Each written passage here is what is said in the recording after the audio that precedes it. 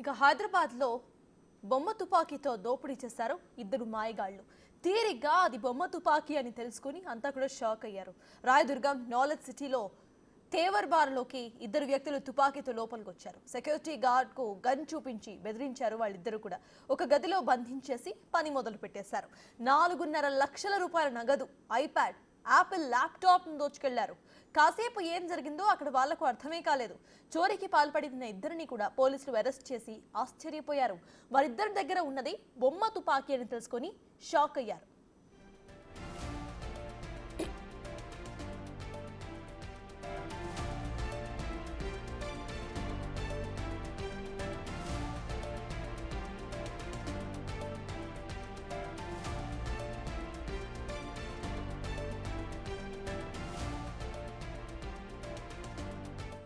ఇక దోపిడీకి పాల్పడిన ఇద్దరిలో ఒకరిని అరెస్ట్ చేశారు పోలీసులు. మరో వ్యక్తి ప్రస్తుతం పరారీలో ఉన్నాడు. దొంగతనానికి పాల్పడిన ఇద్దరు అదే బార్లో గతంలో పనిచేసేవారని, వీళ్ల ప్రవర్తన తేడాగా ఉండటంతో 3 నెలల క్రితం బార్ యజమాని వారిద్దరిని కూడా పనిలో నుంచి తీసేశాడు. దీంతో ఆ ఇద్దరు కలిసి దోపిడీకి స్కెచ్ వేశారు. బొమ్మ తుపాకులతో బెదిరించి నగదును లాక్కెళ్లిపోయారు. నిందితులు ఇద్దరు కూడా ఒడిశాకు చెందిన వారుగా గుర్తించారు.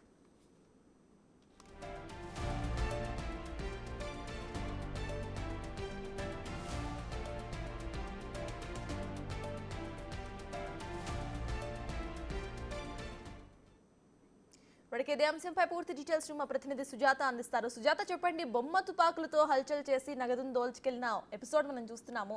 ఒక అబ్బాయి ఇంకా పరారీలోనే ఉన్నట్టు తెలుస్తోంది. అసలు అప్డేట్స్ ఏంటి? రాయదుర్గం పోలీస్ స్టేషన్ పరిధిలో ఒక వింత రాబడి చోటు చేసుకుందని చెప్తుంది. ఎందుకంటే బొమ్మ తుపాకీని చూస్తూ తేవర్ బార్ అండ్ రెస్టారెంట్ కిచెన్ కి సంబంధించినటువంటి సెక్యూరిటీ అజిత్ సింగ్ ను భయపెడుతూ అక్కడ ఉన్నటువంటి కౌంటర్ తాళాలతో పాటు ల్యాప్టాప్ అన్నిటినీ కూడా తీసుకొని వెంటనే అక్కడ ఉన్నటువంటి 4,50,000 రూపాయల నగదుని స్వాధీనం చేసుకున్నారు.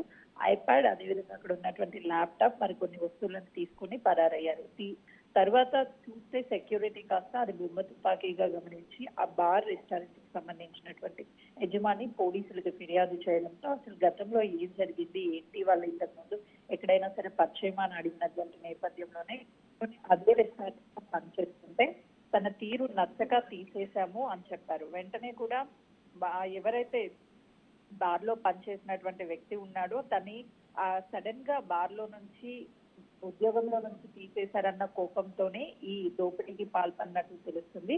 మరోవైపు విశ్వజిత్ పాండే ఎవరైతే ఉన్నారో ఆ దొంగతనానికి చేసినటువంటి వ్యక్తికి సహకరించడానికే వెళ్ళినట్లుగా కూడా తెలుస్తుంది. అయితే కేవలము అజిత్ సింగ్ కి నిజమైన తుపాకీగా నమ్మించి మాత్రమే ఈ రాబడి అంతా చేసినట్లు పోలీసులు చెప్తున్నారు. నిజమైన తుపాకీ కాదు, బొమ్మ తుపాకీ అని పోలీసులు అయితే తేల్చి చెప్పారు. నిందితులు ఒరిస్సాకి సంబంధించినటువంటి వ్యక్తులుగా తెలుస్తుంది. ఒక వ్యక్తిని ప్రస్తుతం అదుపులోకి తీసుకున్నారు, మరొక వ్యక్తి పరారీలో ఉన్నాడు. తన కోసం కూడా పోలీసులు వెతుకుతున్నారు. ఎందుకంటే ఇప్పుడు కేవలం దొరికినటువంటి వ్యక్తి దగ్గర 1,50,000 రూపాయలు మాత్రమే స్వాధీనం చేసుకున్నారు. మిగిలిన 3 లక్షల వరకు ఉన్నటువంటి నగదును కూడా విశ్వజిత్ దగ్గరే ఉన్నట్టుగా పోలీసులు చెప్తున్నారు. తనని అదుపులోకి తీసుకుంటే మనీ రికవరీతో పాటు అసలు దొంగతనం ఎందుకు చేశారు అనే దాని మీద కూడా ఆరాలు తీసే అవకాశం ఉంటుంది. దాంతో పాటు గతంలో వీళ్ళు ఎక్కడైనా సరే ఇలానే దొంగతనానికి పాల్పడ్డారా, లేదంటే ఇది కేవలము ఆ ఉద్యోగంలో నుంచి తీసేశారు అని కోపంతో ఈ దొంగతనానికి పాల్పడ్డట్టుగా తెలుస్తుంది. అంటే ప్రస్తుతం వాళ్ళకి ఎలాంటి ఉద్యోగం దొరకపోవడానికి కూడా ఈ దొంగతనం మరొక కారణం కూడా తెలుస్తుంది. Right, thank you Sujatha.